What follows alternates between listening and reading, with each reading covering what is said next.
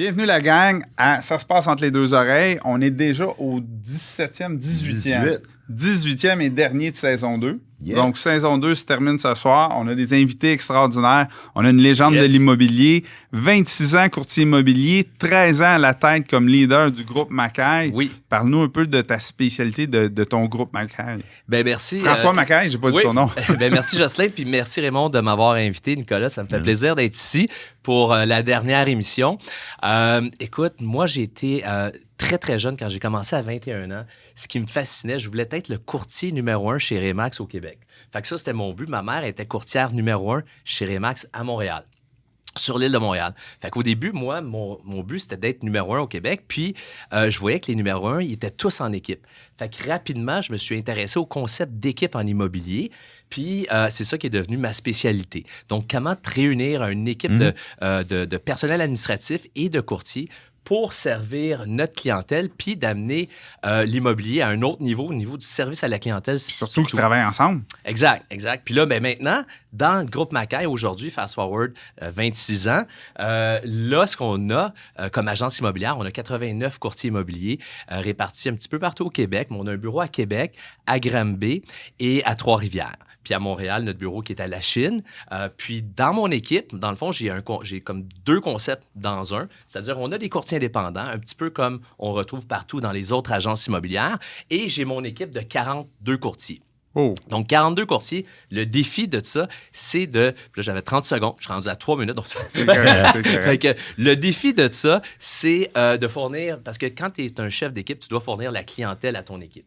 Alors, le défi, c'est tu peux nourrir facilement, mettons, un chef d'équipe, 2-3 courtiers, 4-5 courtiers. Mais rendu à 40, c'est un autre... Tough. Ouais, ça commence à être très, très difficile. Puis, je vais vous laisser la parole, mais on va revenir peut-être sur les taux d'intérêt et tout ce qui a changé oui. cette année. Les Le 12 derniers mois là, a été hein? Vraiment les 12 mois les plus difficiles que j'ai vus en 26 ans. Wow. On va avoir du stock à jaser, ça c'est sûr et certain. Deuxième invité, mon bon ami Nicolas Lisotte. Nicolas Lisotte, que je vais définir comme un investisseur immobilier, entrepreneur, multi-entrepreneur. Décris-nous un peu c'est quoi ta spécialité ou les diverses business. TDAH aussi. Problèmes mentaux, donc cette espèce d'image mentale qu'on puisse le projeter. Ben, en fait, à la base, entrepreneur, pourquoi entrepreneur avec les gens? Donc, d'être avec vous aujourd'hui, c'est un privilège. Parce que c'est le contact humain, c'est la relation. Fait qu'à la base de tous mes projets, même que ce soit mes propres locataires, quoi que ce soit, c'est de garder le tunnel de communication le plus élevé possible. Fait que les relations à travers les projets. Puis après ça, les projets, ben là, assouvir mes désirs ou mes obsessions, mon excessivité, là, obsessionnelle, compulsive, axée sur la performance, là, dans ma tête, ça va extrêmement vite. Puis, on dirait qu'il n'y a pas un sujet qui, depuis le début de ma carrière, m'a vraiment accroché pour me dire... je suis tunnel vision sur ça, c'est juste ça que je veux faire parce qu'à chaque fois que je rentre ou je maîtrise un sujet, je suis attiré par un autre. Fait qu'il y a beaucoup de curiosité. Toujours en pleine curiosité, mais toujours en créant une espèce de fil conducteur à travers les projets. On le vit, on se rend compte aujourd'hui par le fil conducteur entre les projets. Ouais. Donc, c'est pas un hasard. Donc, investissement immobilier, entreprise en construction, entreprise en design, etc., etc., etc. Oui, marketing, le studio de podcast ici, tout ça. Là, on a c'est beau chez vous, hein? Ça. Ouais, bienvenue. Puis merci de nous avoir choisis, en fait, pour votre podcast. On est très privilégiés. On est très bien reçus ici. D'avoir un line-up d'invités comme vous autres, les gars, honnêtement, là, quand que je vois passer ça sur vos fils d'actualité, les réseaux sociaux puis tout ça, on a investi quand même beaucoup d'argent dans le studio, la qualité des caméras, des micros, ces affaires-là. Fait que ça met en valeur un peu qui vous êtes. Fait que les gars, bienvenue. Puis on se fait merci. couper par le gyrophare. C'est parti.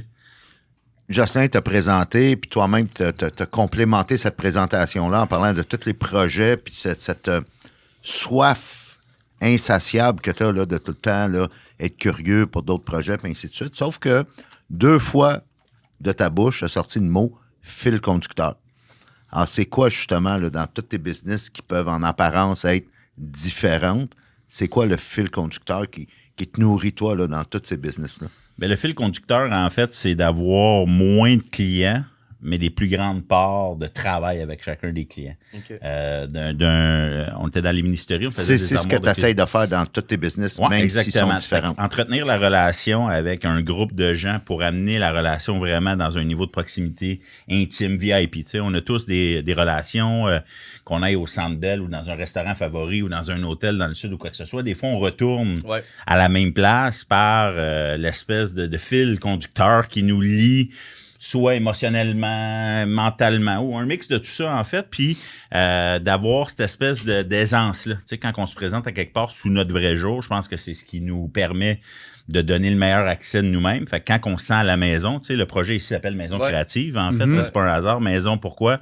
Pour comme quand on se sent à la maison, se sentir bien, créatif pour vraiment exploser les idées puis amener ça, comme François disait, à un autre niveau. Fait qu'un peu dans le même principe que vous autres, le fil conducteur, c'est d'entretenir des relations fortes. Jocelyn était un de mes prêteurs sur, je sais pas moi, 6 de mes projets. On est rendu à 25 projets ensemble. Raymond, on se côtoie dans des événements puis tout ça. François, tes clients avec les remarqués ici, t'enregistres peut-être bientôt, t'enregistres bientôt dans le studio, quoi que ce soit. Raymond, Jocelyn, vous mangez la viande dans notre boucherie en ligne puis tout ça. Exact. Le projet concept immobilier, Jocelyn, à chaque fois que j'ai un pépin légal ou un conseil, au lieu d'appeler mon avocat à 400$ de l'heure, j'appelle Jocelyn le jeudi soir. Il commence à être bon avec le légal. Il est tellement bon. Il commence à être bon. Il est tellement fort, c'est qu'il me donne des là, conseils. Nicolas, oui. es-tu en train de nous dire que tu fais de la business pour te faire des chums? Oui, je te dirais, quand je te reparlais du côté humain dans mon introduction, quoi que ce soit, c'est de développer les relations, un peu comme on développe une amitié. D'être capable d'aller aussi vulnérable et intime dans des situations qui sont pas faciles. François parlait de la hausse des taux d'intérêt depuis un an. Toi, tu le vis comme fournisseur, puis il faut que tu proviennes la business à tes 40 courtiers. Moi, comme investisseur, dans la plus grosse année de ma vie au niveau des projets, en haut de 10 millions en projets en cours à l'heure actuelle, je me fais slammer par la crise des taux hypothécaires. Fait que je vous dirais que l'an dernière année, la curve, je l'ai subi à l'inverse de ce que toi t'expliquais tantôt. Puis, ben, grâce à des partenaires d'excellence, grâce à du monde qui croit au projet global, ben on continue d'avancer, on continue d'y croire, on continue de le faire en équipe. Ça. Ben, François parlait de son équipe en immobilier. Moi, je vous parle de la même affaire. Moi, j'ai pas 83 personnes qui travaillent pour moi, mais j'ai 83 partenaires externes qui deviennent des amis, des ambassadeurs. Puis je trouve ça vraiment intéressant ce que tu parles parce que de créer une relation de proximité avec tes clients, c'est particulier. Puis en immobilier, c'est plate, mais les courtiers immobiliers ne vivent pas vraiment ça, à moins que tu travailles avec des investisseurs. Mais quand tu fais de l'immobilier résidentiel, puis moi, ça a toujours été quelque chose que j'ai trouvé un petit peu plate, c'est que j'allais visiter avec des acheteurs. On passait peut-être 2 semaines, 3 semaines, 1 mois intensif.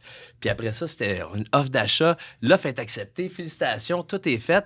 Puis là, souvent, mes clients me disaient, là, on se revoit plus. Qu'est-ce qui se passe? On se revoit plus. Là, on se revoit chez le notaire. Après ça, tu sais, parce qu'effectivement, la relation, tu sais, on continue. Là, on a un autre groupe d'acheteurs. C'est éphémère. Un client normal va acheter quoi? 1, 2, 3 maisons dans sa vie? Exact.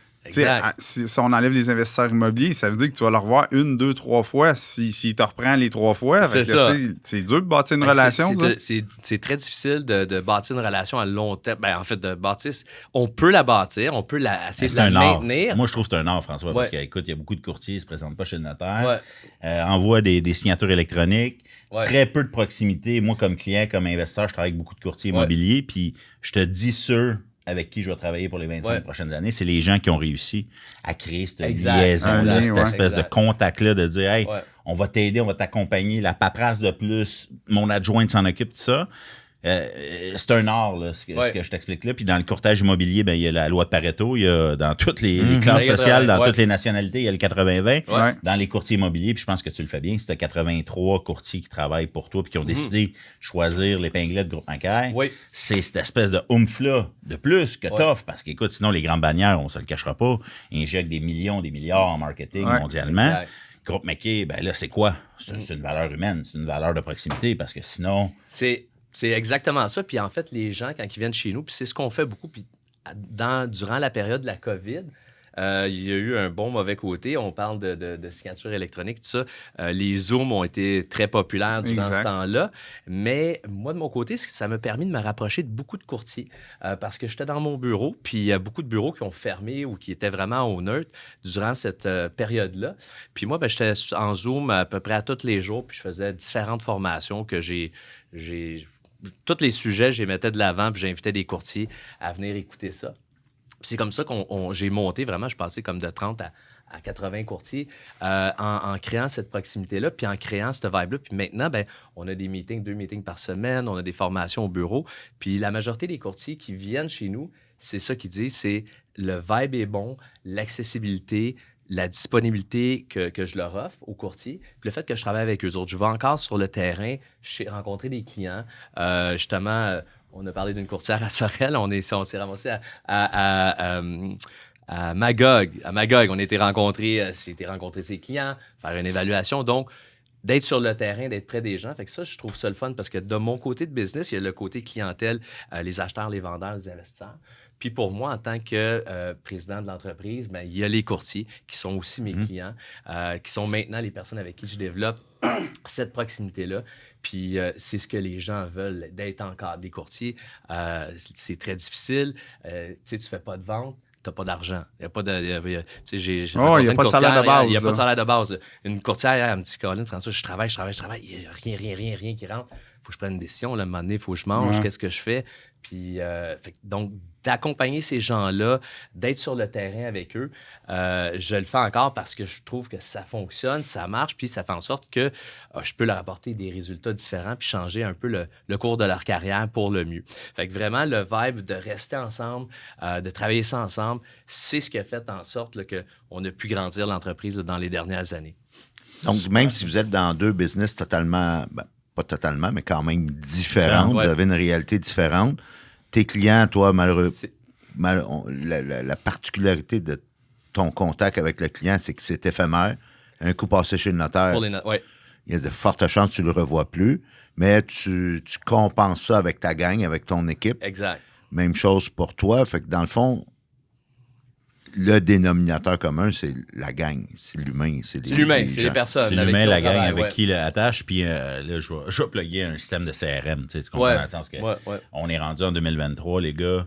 On a moyen d'automatiser des tâches, à créer des contacts, des tâches de façon automatique. Parce que sinon, on n'y arrivera pas. On va tous mourir au bout de notre sang. Tout à fait. Puis comme entrepreneur, ce qu'on aime, c'est croître la business. Sauf que là, un moment donné, il y a tant de nombre d'heures pour tout le monde. C'est le dénominateur commun, c'est le temps. Hein? Il y a 24 heures d'une journée pour vous, moi, Elon Musk, mais malheureusement, les itinérants dans la rue aussi. Fait que 24 heures, qu'est-ce qu'on fait avec? Puis un bon CRM, puis d'automatiser. Moi, dans ma clientèle de viande, mon panier moyen, moi, est à 280 $ dans une des business. On a une boucherie en ligne, juste que tu saches. Ben moi, il faut que le client recommande à tous les mois. Exact. Parce que s'il recommande une fois dans l'année ou une fois dans une vie... Juste monter sa fiche client, faire sa première livraison, il n'y a pas une scène à payer le Google AdWords, le ci, le ça, on arrive, puis on est prêt à perdre peut-être même 20$ sa première commande pour l'accrocher. Après ça, c'est comment qu'on entretient la relation pour qu'à la fin de l'année, il ait dépensé 2, 3, 4, 5 000, ainsi de suite, ainsi va la vie. Puis là, exponentiel. Tu sais, le phénomène... Excuse-moi. Non, vas-y. Parce que je pensais à ça... Je trouve que le phénomène de... On parlait de proximité, des gens, tout ça. Le phénomène de loyauté, moi, en tout cas, j'ai remarqué qu'il est quand même plus difficile aujourd'hui. Il est plus éphémère qu'il l'était dans le temps. Tu sais, moi, je me souviens, mes oncles qui disaient hey, j'ai travaillé à telle place pendant 40 ans. C'est ça. J'ai eu ma montre de 25 ans. On voit plus ça. On voit vraiment plus ça. Je pense que c'est à cause des communications. Oui. Tu sais, l'accès aux communications, l'accès à l'information est beaucoup trop disponible. Et là, étant donné que le gazon est tout le temps plus vert chez le voisin, bien là, les gens, tu sais, ils regardent, ils font OK, c'est peut-être mieux que j'aille faire d'autres choses. Je suis pas certain que c'est la bonne voie à suivre. Parce que moi, j'ai déjà fait l'expérience pour de vrai. Je suis traversé la rue pour aller voir le gazon de mon voisin. Et je vous jure, plus que je m'approchais, plus qu'il y avait des touffes jaunes, autant si c'est pas pire que le mien. Puis c'est ça, de chez nous, je voyais pas les mauvaises herbes, je voyais pas les boujons. Je voyais juste, c'est vert à grandeur. Puis plus que j'arrivais, plus je disais, finalement, j'étais peut-être mieux chez nous. Puis je pense que les gens, ce côté-là, l'ont passé parce qu'ils sont trop stimulés par toute l'information qu'ils reçoivent. Puis, je veux dire, quand même, veux pas. Tu sais, j'écoutais à la radio l'autre jour, je pense que c'est Google ou Amazon qui disait on a des jobs à 25$ de l'heure. Tu sais, fait que c'est sûr que quand tu es un jeune... Mais là, ils les attirent avec quoi? Avec l'argent. Là, l'ambiance? Oui. L'ambiance aussi, oui. Tu sais, l'ambiance, le wow, le prestige, puis je pense que c'est un peu ce que tu as fait avec Groupe Macaire. Oui. Tu sais, parce que Groupe Macaire, est maintenant très, très, très reconnu là, à travers le Québec. Tout le monde sait c'est quoi Groupe McKay, qui est dans l'immobilier. On commence tranquillement. Mettons quelqu'un qui est dans, qui est dans la sphère de l'immobilier. Un courtier sait que le Groupe McKay, c'est François McKay et son équipe. C'est drôle parce que oui, ils savent ça. Puis ce que j'entends, que j'aime puis que j'aime pas en même temps, c'est que souvent, on me dit « Ah, Groupe McKay, c'est une bonne école pour commencer. » Oh! Fait que là, moi, je dis, t'as un petit peu, pas juste pour commencer, pour finir aussi. Là. Ouais. Fait que on fait pas juste commencer chez nous parce que j'entraîne les gens, parce que je vais avec sur le terrain, parce que je suis disponible, versus peut-être d'autres qui sont moins. Puis là, on me dit, oui, les jeunes, c'est bon, mais...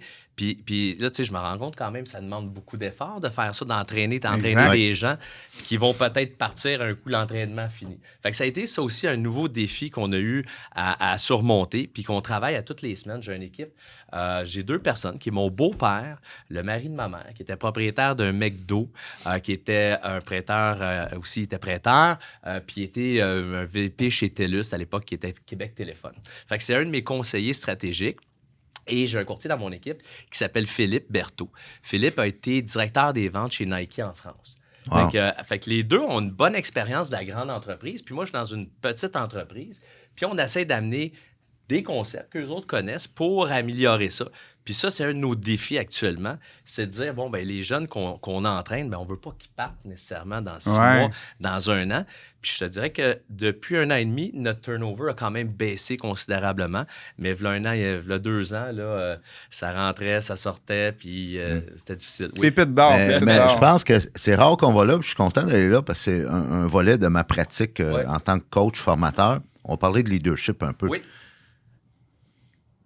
Tu te dis, tu sais, je vais les entraîner, je vais investir dans leur formation, dans leur développement personnel et je veux pas qu'ils partent. Je pense, je me souviens pas si c'est Zig Ziglar ou John Maxwell qui disait, imagine que si tu le fais pas puis tu n'investis pas puis qu'il reste, ça sera pas mieux. Fait qu'on vit dans un monde, on parlait de loyauté tantôt, on court toujours un risque que nos meilleurs vont partir. Sauf que pendant qu'ils sont là, et puis, je trouve ça très louable que tu le fasses, que tu investisses dans leur développement. Et si tu en prends soin, ben il y a de fortes chances qu'ils restent. Oui. Ben, parce que de toute façon, si tu le fais pas, puis qu'ils restent, ton entreprise, ton organisation n'ira pas mieux, là. Exact. Si je peux faire du pouce là-dessus, c'est de sortir les vidanges, tu sais, honnêtement. Mais la clé de garder tes meilleurs, c'est de sortir les vidanges. À l'inverse. Parce que les meilleurs ne vont pas rester avec les pas bons. Exactement. Puis on l'a vécu. J'ai scalé une business c'est là un peu avant, on s'est rencontrés. J'avais eu le privilège de faire ton ébénisterie chez toi. Ouais. On avait 3-4 millions de chiffre d'affaires. En 4 ans, on a monté ça à 30 millions.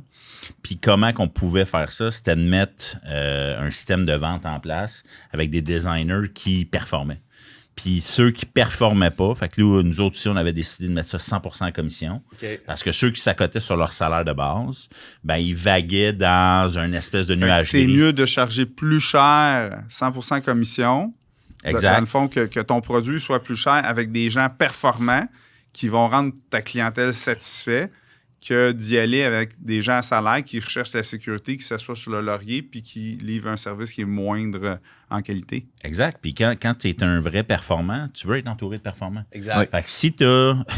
Encore là, désolé d'avoir appelé ça des déchets, là, c'est peut-être un peu péjoratif, c'est peut-être un peu rough, mais je voulais que les gens comprennent. En fait, là, c'est qu'il y a une étude, là, je pense, c'est quelqu'un qui a suivi le président de Netflix. Je l'ai pas écouté, là, malheureusement. Je vais y aller un peu en zigzag là, dans mon exemple, là, mais Netflix est en pleine effervescence, puis un moment donné, ils ont pogné un plateau. Parce que là, toutes les autres, Disney est arrivé, Crane, puis là, toute la gang. Là, tu comprends? Puis là, il y a quelqu'un qui a suivi le président de Netflix, puis il y avait des high performers, puis il y avait la masse. Puis là, le coach externe, il dit au président de Netflix, il dit, écoute, tes high performers roulent à 70%. Ils sont pas motivés, ils sont pas stimulés, ils en ont pas assez dans leur assiette. Ils ont pas soif, ils ont pas faim. Puis ta masse te tire par en bas. Fait que tu sais, l'espèce de dénominateur commun de toujours ramener par en bas.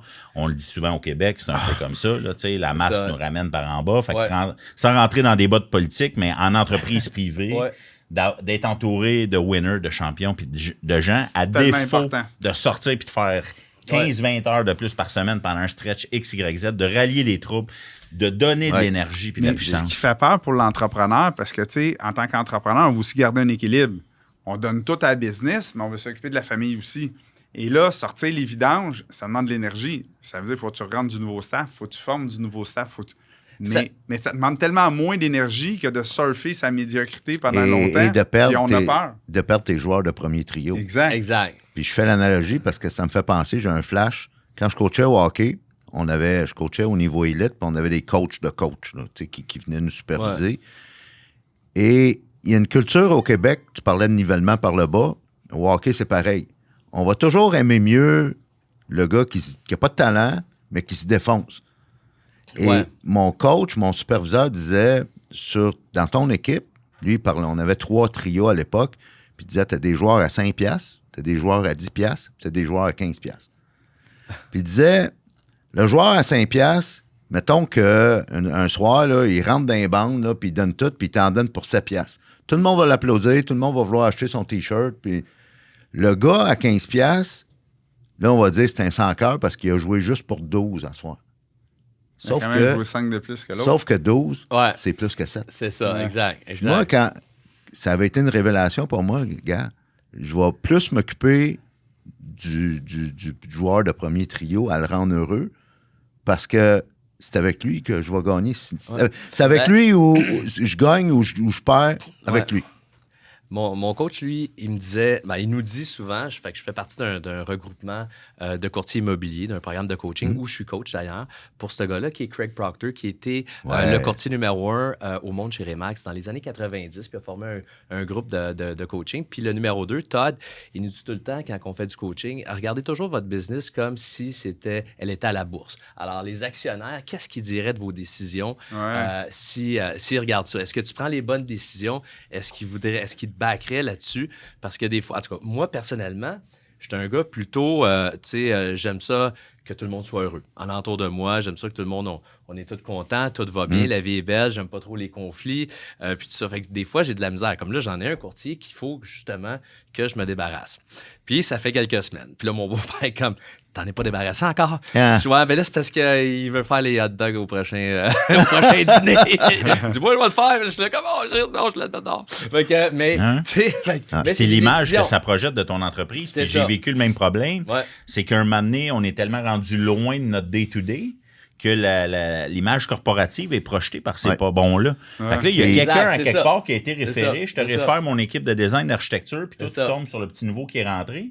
Puis là, j'ai beau te monter le plus beau portfolio d'immobilier que j'ai fait, puis les flips que j'ai faits, en tout cas, je veux pas me lancer des fleurs, mais c'est magnifique ce qu'on est capable de créer puis de faire. Mais si je t'envoie mon pas bon, tu vas me dire, Callis sont pas bons, cette équipe-là. Puis là, tu vas dire, Chris, ils sont pas capables de faire ce qu'ils ont à faire. Puis là, pourtant, tu dis, Callis, non, on est l'élite, puis on est capable de faire ce que les autres font pas, mais c'est de l'amener, puis scaler une business, c'est ça qui est dur. Exact. Parce que sinon, si c'était facile, tout le monde le ferait. On s'entend là-dessus. Tu sais, les écoles de leadership ont beaucoup enseigné le leadership par l'exemple. Oui. Il y a un concept qui est un peu erroné là-dedans, c'est que c'est comme si on avait le prétexte que les gens vont juste voir qu'est-ce qu'on fait. Leadership par l'exemple. Puis toi, François, comme leader, les gens voient ce que tu fais, oui, mais ils voient aussi ce que tu fais pas. Exact. Puis ça, il faut en prendre conscience parce que c'est majeur. Là. C'est là majeur, que... Ben, les décisions courageuses, en fait, là, quand c'est plus facile de pointer celle des autres que de se pointer soi-même. Moi, ton courtier, dans ma tête, m'a dit, on crée un homme d'affaires comme François, il devrait se débarrasser de ça. Puis à l'interne de mon organisation, j'ai du monde, ça fait 1 an que je devrais me débarrasser, puis je suis pas capable. Fait que c'est beaucoup plus facile de dire aux autres quoi faire ou voir dans un angle mort de quelqu'un d'autre, dire, c'est bien non facile, devrait faire ça. Exact. Après ça, dans la mise en application, dans le day-to-day, dans tous les facteurs externes, le stress, le ci, le ça, tout va vite, là, on se le cachera pas, les gars. Là, ça va vraiment vite. Ça va vite, en tout cas. Là, je sais pas si c'est juste moi. L'entrepreneurship, c'est ça. Hein? C'est un feu roulant tout le temps de décisions à prendre, d'actions, de tâches à accomplir. Puis quand tu es entrepreneur, tu n'as comme pas le choix de passer à travers tout ça. Il faut que ton nez soit un peu partout. Fait que tu sais, il y a bien des gens qui disent ouais, mais tu peux déléguer. Ouais, mais attends un peu, déléguer, ça coûte. Ouais. Prendre le temps de déléguer, prendre le temps de former pour déléguer, prendre le temps.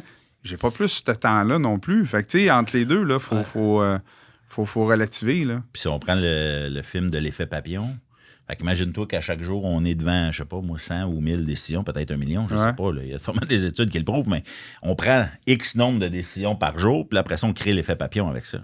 Puis là, hop, devant un Y, je m'en vais à gauche. Toujours pour le mieux. Là, en tout cas, des gens bien intentionnés. Là, non, mais intentionnés. Là. Mettons, on se dit, on est tous bien intentionnés, puis on n'est pas là pour créer le mal. On n'est pas là pour pousser personne devant le boss. Mais à une vitesse où que ça roule, il y a des décisions devant les Y. Là, c'est l'effet papillon. 100, 1000, 2000 fois par jour. Puis là, 7 jours par semaine. Puis là, ainsi de suite, ainsi va la vie. Fait que là, c'est comment qu'on est capable de mettre une équipe en place, des processus d'approbation. J'ai demandé à ChatGPT, puis c'est pas plus. Moi, j'aime bien le livre Traction. Je ne sais pas si ça vous dit quelque chose. Traction. Ouais, Traction. Gino Wakeman. Parce que, tu sais, comme moi, à la base, bon, j'étais courtier, j'ai bâti une équipe. Puis après ça, j'ai bâti une agence, puis tout ça. Puis il y a des gens qui regardent, qui ont des plus petites entreprises qui veulent grossir. Toi, tu as parlé de scaler de 3 à 30 millions. C'est quand même x10. Là. J'ai pris 60 livres aussi. Félicitations. J'avais les cheveux bruns. Je pesais 60 livres de moins.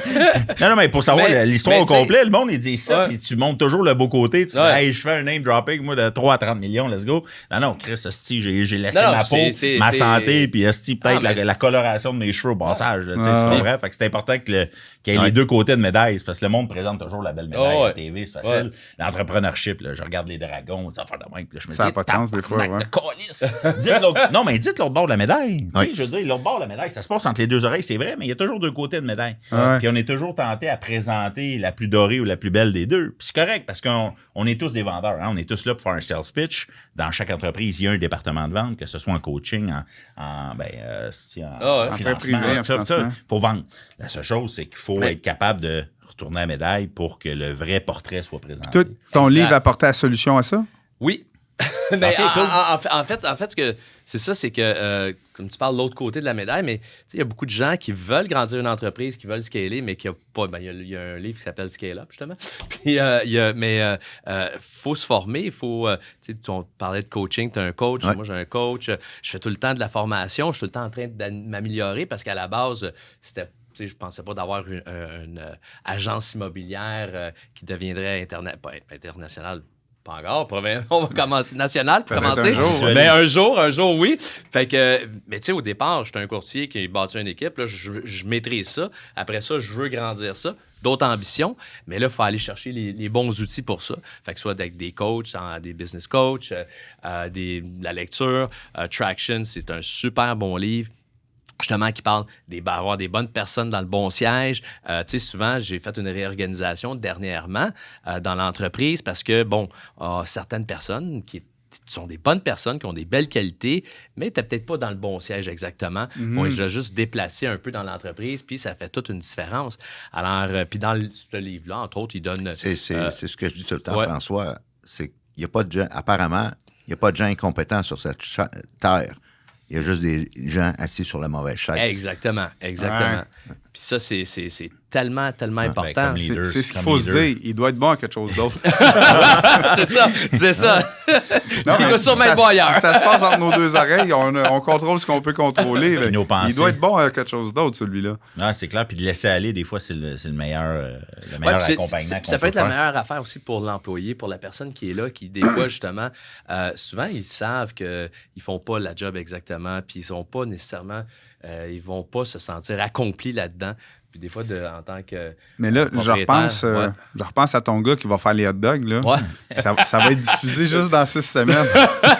Les hot dogs vont être passés. 6 semaines. Il sera plus là. Off the record, tu diras non, on veut voir si tu vas passer à l'action, mais on ne dira pas aux caméras. Je vais le dire. Mais non, j'ai décidé de prendre ces actions-là parce que, un peu comme toi, je suis au stade où je veux scaler ça. Ouais. Dans le fond, mon objectif, c'est d'arriver à 200 courtiers à la fin de 2024. OK, alors là, on est à 89, bientôt 90. On va se rendre probablement à 120 d'ici la fin de l'année. Puis après ça, 200 d'ici l'autre année. Puis après ça, on veut augmenter par tranche de 100 par année. Alors, fait que ça, c'est l'objectif que je me suis donné. Puis pour ça, faut moi-même que je prenne des bonnes décisions puis que je change ma façon de gérer puis je change les actions quotidiennes que je prends. Fait que c'est pour ça que je me forme constamment puis que j'ai des conseillers maintenant qui sont un peu plus rough que moi. On va dire, hey, on passe à l'action. C'est ça qu'on veut quand on les engage, ces gens-là. On veut qu'ils soient directifs avec nous puis qu'ils nous obligent. Moi, je me souviens d'un coach qui m'avait obligé à faire une certaine action, puis ça a complètement changé ma vie. Là. Puis, il m'avait vraiment dit, tu fais ça cette semaine, ou sinon, je te coach plus. Et j'ai fait comme, mais là, t'es payé, je m'en fous, moi, de rembourser, je te coach plus. OK, mais prendre mon courage à 2 mains, puis je vais le faire. C'est ça qu'il faut que je fasse. Non, mais quand vient le temps de licencier quelqu'un dans ta vie, je parle pas dans ton travail, mais dans ta vie, si tu le fais pas, ça te bloque, là, tu sais. Ben, manger son crapaud ou avaler son crapaud. Ouais, tout c'est le ça. monde a cette image-là, là, tu sais, on l'a tout eu, que ce soit sur Facebook. Je trouve ça, moi, dégueulasse, la grenouille, mais la crapaud, pas la job. Peut-être la grenouille aussi, j'ai de la misère. Jamais été bon avec les animaux. Mais tout ça pour dire que, tu sais, quand tu commences ta journée avec la tâche la plus difficile, puis celle que tu redoutes ou celle que tu repousses, ben là, c'est sûr et certain que c'est un fardeau. Ah, mais je sais pas pour vous autres, mais moi, des fois, cette tâche-là me pousse à étirer ma douche, étirer mon gym, étirer ma petite passe réseaux sociaux, me faire un gros déjeuner au lieu de faire mon petit déjeuner vite fait le matin, à cause que j'ai peur de qu'est-ce qui s'en vient.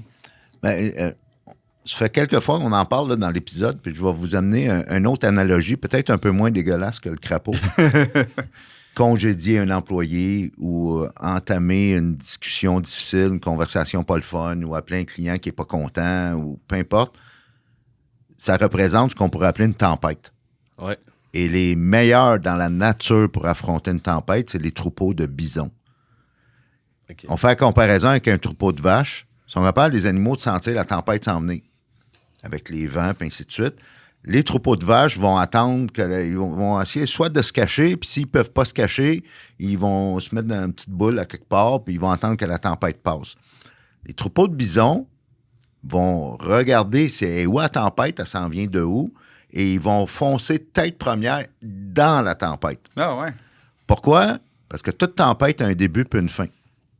Laisser partir un employé ou un collaborateur qui ne fit plus dans l'équipe, il y a un début puis une fin à tempête si tu l'affrontes. Exact. Fait que c'est la même chose avec toutes les décisions pas faciles qu'on a à prendre.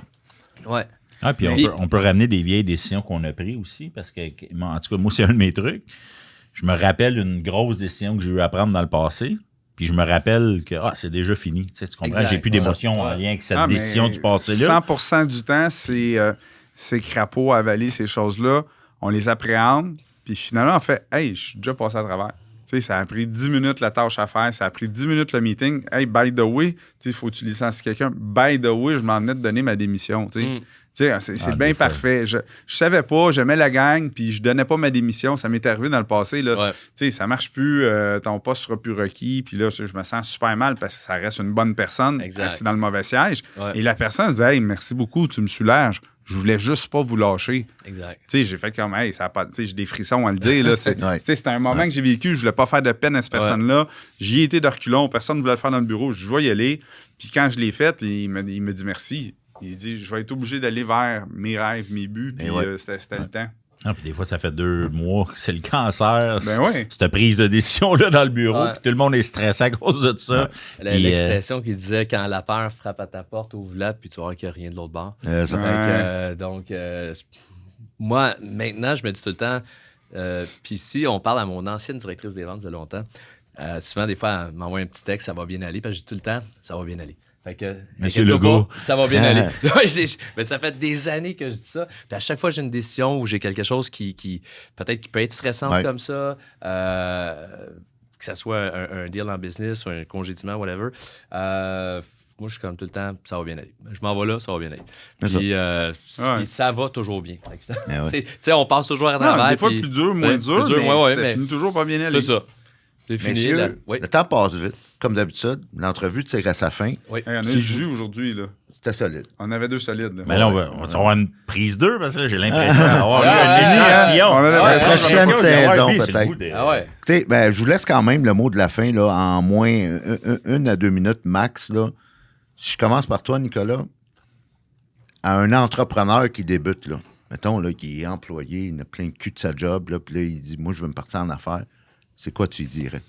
Je dirais d'y penser comme il faut, d'y penser 2 fois, OK? Parce que l'envers de la médaille, là, si on peut faire un petit peu sur ce qu'on parlait tantôt, les gens, surtout dans un poste d'employé, vont être facilement influençable. Le gazon est plus vert chez le voisin. Fait que là, t'es assis dans ton poste d'employé. Tu regardes, je sais pas moi, l'auto en bas au bureau. Tu regardes la montre. Tu regardes des détails externes, en fait, qui servent à rien. Fait que tout ça pour dire que à tous ces employés-là, tout ça, une montre à 5 piastres ou à 25 000, ça donne l'heure de la même façon. Fait que ça change rien. Quand tu l'as pas, tu penses que quand tu vas l'avoir, tu vas être heureux, mais encore là, le bonheur n'est pas là, je vous le confirme. J'ai payé de ma vie pour essayer de voir ça, puis en fin de compte, quand tu l'as, tu l'oublies. Puis un matin, j'étais sur un chantier, si je coupais des bouts de bois avec ma montre, puis là, j'étais comme, on s'en fout, de toute façon. Fait qu'à un employé qui veut faire ça pour les mauvaises raisons, qui veut devenir entrepreneur pour les mauvaises raisons, je lui dis tout de suite, informe-toi, lis-toi, puis reste assis, puis repense-y 2 fois, 3 fois, 4 fois, parce que tu vas être 100 fois plus malheureux. À un employé qui est pris en cage ou dans une cage en or, puis qui a l'effet d'entrepreneurship dans son métier, dans son affaire, puis que c'est plus fort que lui. L'ADN, le sang qui coule, la passion, l'espèce de rage, tu sais, de vouloir plus. Ben là, je lui dis, écoute, mon chum, prépare le monde autour de toi, appelle ta femme, ta famille, tes amis, puis dis-leur que tu vas t'investir à 100% dans un projet. Mais il y a une chose qui est sûre, il n'y a pas de demi-mesure dans l'entrepreneurship, c'est tout, c'est rien. Puis tant qu'à aller dans le moitié, ben reste dans le siège où est-ce que tu es assis. Sinon, donne-toi, si ça te coule dans les veines, ben vas-y, parce que c'est le plus beau métier du monde. Voilà. Mais faut pas croire tout ce qu'on entend puis ce qu'on voit sur Internet. J'ajouterais même, essaye de trouver rapidement ton why, puis pourquoi tu te lèves une passion. Le joueur de hockey qui devient joueur de hockey par passion, c'est le fun, mais c'est pas tout le monde qui a la chance de ça. Par contre, ta passion peut être l'entraînement physique des joueurs de hockey, ça peut être le coaching des joueurs de hockey, ça peut être devenir physiothérapeute pour les joueurs de hockey. Garde-toi une petite passion en arrière de ça. Un fil conducteur avec une passion que tu as. Parce que ça va te permettre, là, les moments qui sont difficiles, où est-ce que ton réseau est pas entre tes 2 oreilles là, pour te supporter, bien, cette petite passion-là va faire que tu vas toujours continuer d'aller plus loin, tu sais. Rester accroché, trouver ça, puis en fait, d'y croire. Puis de bien s'entourer, en fait, à cette personne-là. D'y aller, tu sais, peut-être nous, peut-être ça a été plus long, ou on a décidé de se faire une meilleure équipe au fil du temps en apprentissage, de commencer plus tôt à avoir les meilleures ressources possibles autour. On devient la meilleure moyenne des 5 personnes qui nous entourent. Des fois, ça prend une vie à le comprendre, puis des fois, il y a du monde qui le comprenne même pas. Fait que, soit dit en passant, juste de le comprendre, c'est un privilège. Faut pas être cheap là-dessus. Mais faut pas être cheap là-dessus. Un bon comptable, un bon fiscaliste, des bons courtiers, des bons professionnels. Sur ces produits-là, des fois, puis c'est ça qui fait que ça ralentit la vie d'un entrepreneur. Là, je l'ai faite. François, même chose, même question, mais peut-être plus immobilier. Qu'est-ce que je conseillerais à des courtiers immobiliers? Qui débutent là, ou qui aspirent à... Effectivement, l'argent, c'est pas tout. Je pense que pour moi, c'est la passion. J'ai dit, ça fait 26 ans que je suis courtier immobilier, puis tout le temps, je fais juste commencer. Je commence parce que j'adore ça, j'adore ce que je fais. Fait que c'est pas... Puis quand t'es payé juste à la commission, tu peux pas regarder. Il faut que tu travailles. Puis à un moment donné, si tu fais bien les choses, tu vas être rémunéré, tu vas être récompensé pour tes efforts. C'est certain que dans ma carrière, à chaque fois qu'il y a eu des pics en immobilier, il y a eu beaucoup de nouveaux courtiers qui ont rentré dans les écoles parce qu'ils ont dit on va faire de l'argent dans l'immobilier, ça va aller vite, il y a des belles commissions, 10 000, 15 000, 20 000. Le cours n'est pas trop long, ça se fait bien. Puis il y en a tellement qui quittent le domaine parce que c'est pas si simple que ça. Puis, comme tu as dit tantôt, si ça serait simple, tout le monde le ferait. Alors, c'est pas si simple que ça. Ça, c'est de la faute des courtiers. Là. Parce que vous êtes toujours en train de poser vos moments de pause, vos beaux chars, les belles maisons que vous vendez, ça a l'air du rêve, ça a l'air facile. C'est ça. Ça a l'air beau, mais la réalité, c'est que c'est 45 000. 38 000, 45 000. 45 000 par année, c'est le salaire moyen. Alors donc, tu sais, puis la majorité vont te dire, non, moi je fais 100 000. Moi, j'ai été propriétaire. Moins mes pancartes, moins mes dépenses, moins mes ici, moins la mes majorité, frais, c'est même pas 100 000 brut. Là. Fait que, mais c'est souvent un chiffre que les courtiers vont dire on fait 100 000, mais là, tu regardes son salaire, mais c'est 78 ou 82. T'as pas ça. Ah, ben c'était pas loin de 100 000. T'as pas 100 000. Fait que moi, ce que je dirais surtout, c'est si tu es passionné de ça, tu vas réussir parce que tu compteras pas ton temps. Puis tantôt, tu as parlé que quand tu as scalé, tu as laissé ta santé, tu as travaillé fort, puis tu sais, dans l'immobilier, tes 2 premières années vont être quand même assez rock'n'roll. Mais si tu as une bonne stratégie, puis ça, c'est une autre affaire, c'est que présentement, dans l'immobilier, ceux qui rentrent, ils ont différents choix d'agences immobilières. Puis moi, je recommande d'aller dans une équipe, que ce soit la mienne ou une autre équipe, mais je recommande d'aller dans une équipe. Tu vas apprendre, tu vas gagner 3 minimum 3 à 5 années dans une année. Parce En apprentissage, ça va beaucoup plus vite quand tu n'es pas obligé d'aller chercher les clients. J'ai tout le temps, c'est beaucoup plus facile de travailler, de faire des ventes dans un magasin qui est plein que dans un magasin qui est vide. Puis quand tu es courtier, puis tu arrives, tu as un magasin vide. Tu es en affaires sans clients. Puis là, ta première job, c'est pas de l'immobilier, c'est du marketing. Faut que tu ailles chercher des gens. Faut que tu ailles chercher des clients, des acheteurs, des vendeurs. Et ça, dans ton cours de courtier, tu l'as pas appris le marketing. C'est ça, dans les cours de courtier, c'est pas ça. Tu as appris les règles de marketing, mais tu n'as pas appris comment le faire puis comment avoir du succès avec. C'est ça. Fait que là, le courtier se ramasse qu'il va passer 80% de sa semaine à chercher des clients. Tandis que s'il joint une équipe, pour commencer, il va travailler immédiatement avec des clients. Puis en temps normal, une équipe est présidée par un chef d'équipe qui est une personne passionnée. Puis c'est pour ça que cette personne-là a fondé une équipe. Ouais. Alors donc, si tu vas te joindre à une équipe, tes chances de réussite vont, à mon avis, grandement augmenter. Merci François. Hey, merci Nicolas. Moi, je vais faire une... C'est pas moins d'habitude. J'ai la pépite d'or du plus de contenu en 30 minutes. On avait deux gars beaux moteurs qui parlaient vite avec beaucoup de stock à dire. C'était vraiment intéressant, les gars. On n'a pas étourdi personne. Non, ça va être correct. Mais je pense que c'est le seul podcast qu'on n'écoutera pas en vitesse 2X. Tu sais, pour 5 minutes, celui-là. Oui. Cool. Donc, merci beaucoup, en tout cas. Vraiment heureux de l'invitation. Merci. Parfait de conclure la saison avec vous. 2 invités remarquables. Merci pour vos partages, pour vos félicitations pour vos succès. Merci Raymond, high five cette fois-là. On ne le fait pas d'habitude. Merci pour une deuxième saison complétée. Et merci à Marie-Michel. On n'en parle pas souvent, mais elle est toujours là pour nous aider à acquérir et donner les cues. Donc, on se revoit sûrement pour une 3e saison d'ici quelques semaines. Restez à l'écoute.